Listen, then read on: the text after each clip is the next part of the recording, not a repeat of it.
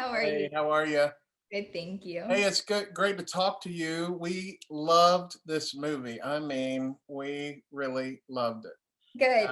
My girls are here. They just wanted to say hey before I get Oh, hi, started. girls. They really loved it. Come here, Haley. Hurry, hurry, Haley. hurry. Away. Hello, hello.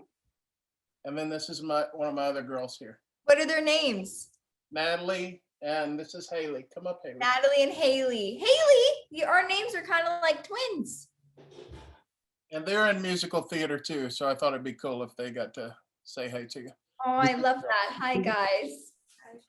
So I loved this movie. I felt like it was made like just for me because I grew up going to church camp. I grew up on these songs. I love musicals. Grease is like my all-time favorite movie. So I Mhm. mean, like it fired on all cylinders for me. So I'm like a huge fan. I've told everybody I know about it. Thank So you.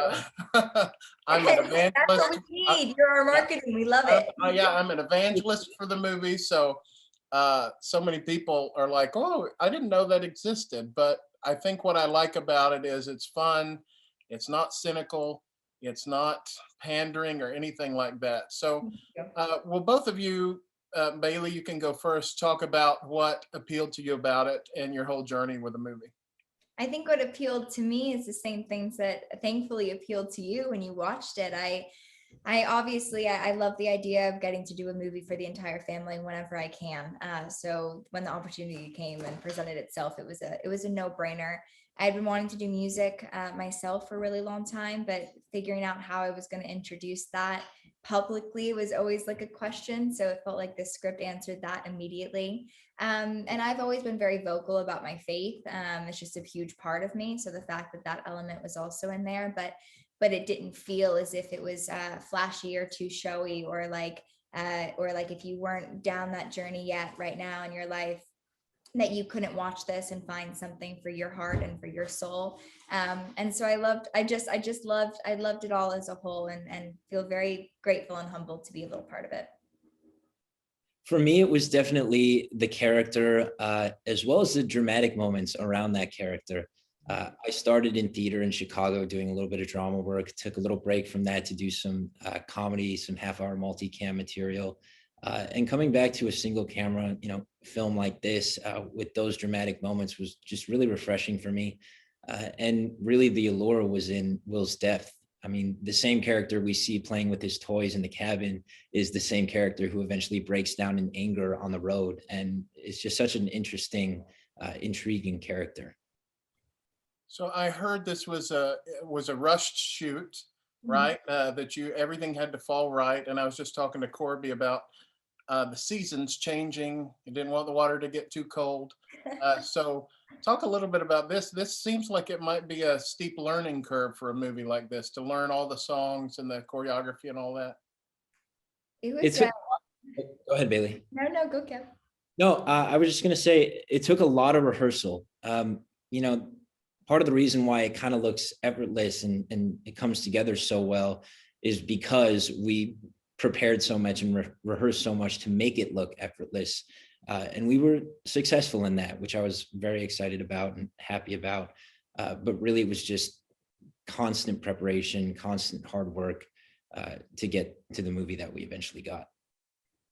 I'm a big fan too of rush shoots in the sense of like you're all well aware that it is a family effort to make this thing happen.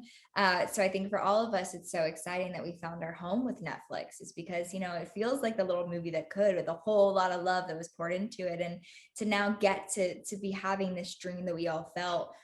Just in those 3 weeks of dance rehearsals where we were all sweating and trying our best, and in those, fighting to have the daylight in the scenes and fighting to make our days correct and finish on time and all of that. It's a very, very fortunate and gratifying moment, I think, for us in our career right now to get to have this movie live on a platform that we respect so much, because it was a little movie that could, and we all dreamt it up, and so we're really thrilled to be here. Well, I just, like I said, I just love it. Were you familiar with the music, any of the songs before? This is the songs I grew up on, and I'm a little bit older than you guys. So had you even heard any of these songs before? Well, that was the goal, was that we could reintroduce these CCM hits to a newer generation, because to be honest, these songs are older than I am. I mean, I was 19, and it's still older than I am. So being able to redo these songs, reimagine them, make them a little bit more current in their production, I think kids are going to love them in the same way you do. Yeah. I had grown up listening to a lot of these songs, or at least the artists involved. Music was always really big in the house, especially Christian music, and so "Awesome God" was something that was always playing in church, and "Place in This World" was my older brother's favorite song, and I'm personally a huge For King & Country fan, and I think the way that they're doing their music and hitting all forms of media somehow through it is just a really spectacular thing. So I'm fortunate that I grew up knowing about it, but I'm so grateful that my little nieces and friends of mine and teenage friends of mine are going to get to be reintroduced to these songs, which they have been. I've snuck them some songs and they're like, wait, this is great, like I can't get this out of my head, and it's a really special thing to get to have that. Yeah, I can't wait for the soundtrack. I know I've listened to the 3 songs on iTunes, but I'm ready for the full thing to come out so I can just drive down the road listening. And maybe talk a little bit, Kevin, you talked a little bit about the depth in there. It's not all fun and games, but there are some issues that they go through. Mm-hmm. Yeah. Yeah. Yeah, there are some issues that they go through. I think I notice something different every time I watch the film. We kind of have like the bully character in there, Sean, but he's not the traditional bully. If anything, I think he's misunderstood. Right. Moments where Will's character is just completely misunderstood or misjudged. And I think themes of misjudgment, I mean, that's something we all experience. And we may be ones to judge ourselves, and we shouldn't. And if we do, then we should recognize that, because I think there were a lot of unfair judgments cast on many characters throughout the story, especially Will being the outsider.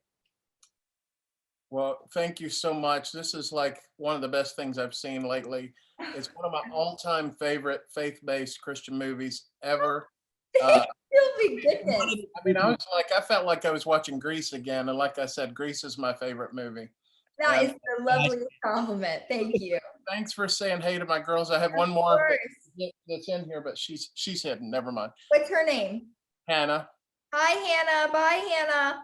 Bye, Anna. Bye, Natalie. Bye, Haley. She's so shy. Thank you so much.